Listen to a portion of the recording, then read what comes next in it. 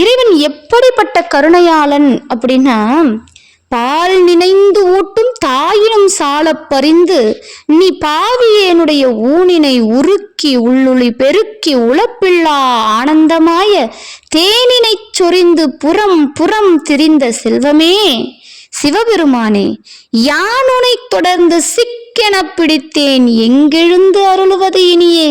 மணிவாசகருடைய திருவாசகம்ங்க. அதாவது ஒரு தாய் தம்முடைய குழந்தைக்கு பால் கொடுக்கிறா.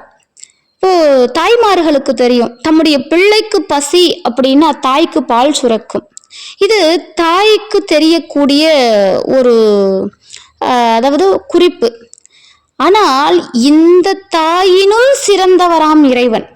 தம்முடைய பிள்ளைக்கு பசி எடுத்தால் தாய்க்கு பால் சுரக்கிறது என்றால் தாய் எப்பேற்பட்ட கருணை உள்ளம் கொண்டவள். இவளை விட சிறப்பு ஒருவர் இந்த உலகத்தில் இருந்துட முடியுமா? தாயை விட சிறப்பானது ஒன்று உண்டா அப்படின்னா மணிவாசகர் உண்டு என்றார்.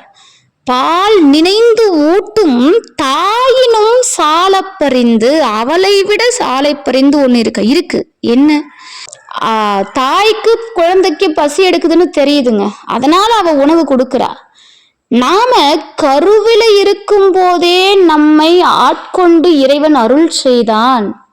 கருவில் இருக்கும் போதே இறைவன் நம்மை காத்தவன். கருவில் இருக்கும் போதே நமக்கு உணவு படைத்தவன். நம்மை காத்து நம்மோடு வந்தவன். பொதுவாக நமக்கு சொல்வார்கள், நாம் 10 திங்கள் தாயாருடைய வயிற்றிலே இருக்கிறோம், 10 திங்கள்.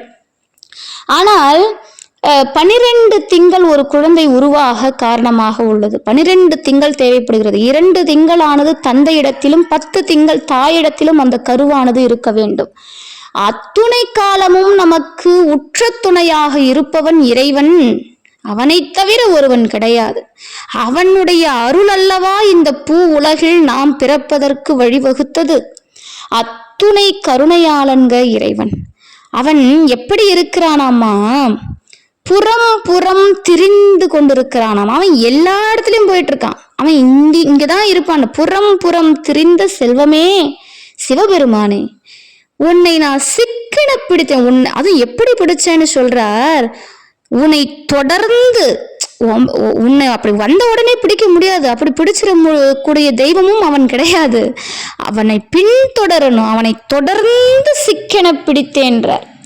யான் உன்னை தொடர்ந்து சிக்கென பிடித்தேன் எங்கு எழுந்து அருளுவது இனியே.